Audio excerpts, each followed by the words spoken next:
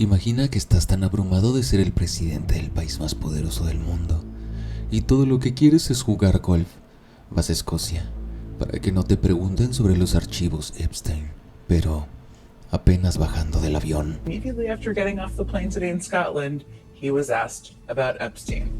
He clearly wants this trip to be his running away, across the pond, across the ocean, from the Epstein story. But it still followed him. This was Trump's view as his motorcade made its way to his golf course in Scotland today.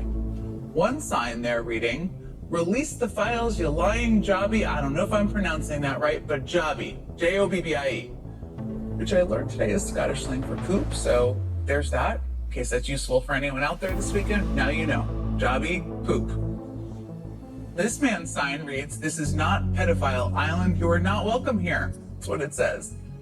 And then at his golf course itself, a sign reading, "Twinned with Epstein Island," has been put beneath the golf course's actual sign. There it is. It looks like it's in similar type that took a lot of planning, and they attached it. Looks like it was meant to be there. El director del FBI, en una entrevista en el podcast más importante de todo Estados Unidos, mencionaba algunos datos que nos sirven perfecto para saber qué está sucediendo dentro de los rincones más oscuros de la Casa Blanca.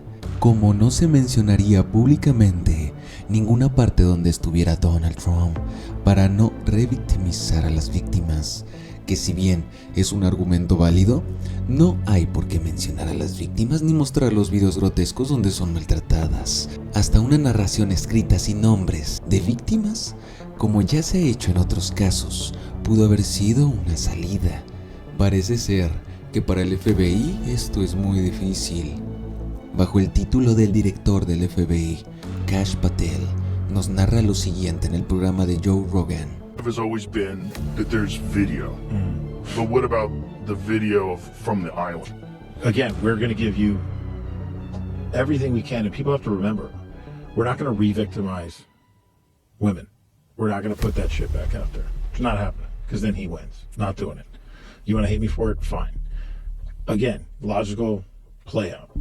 If there was a video of some guy or gal committing felonies on an island and I'm in charge, don't you think you'd see it?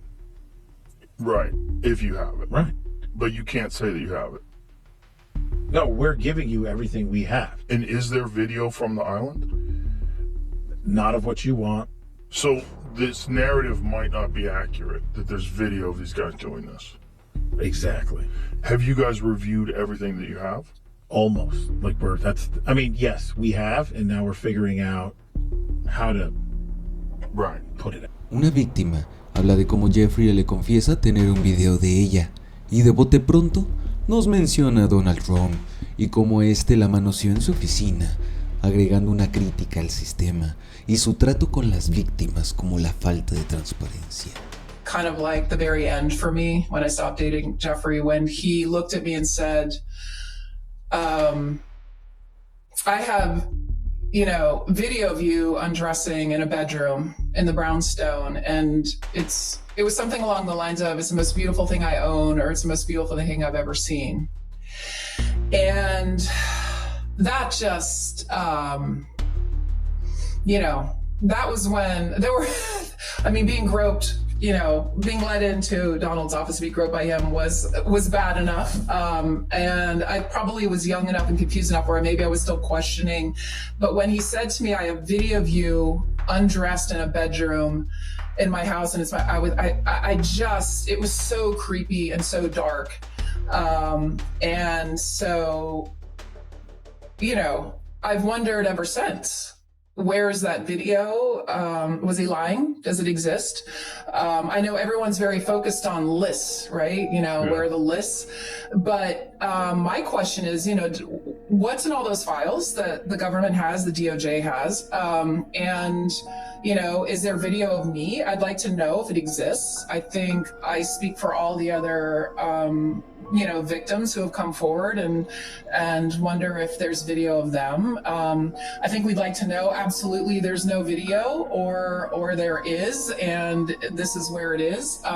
We just want more answers. El gobernador de California, Gavin Newsom, habló con un youtuber estadounidense, Brian Tyler Cohen, un enorme youtuber anglosajón, Habla un poco de los problemas que causa Donald Trump dentro de Texas y California y cómo está dispuesto a contraatacar. It's exhausting. I'm sick of it, and I don't want to be on the receiving end of that anymore. I'm sick and tired of being on our heels. Got to be on our toes.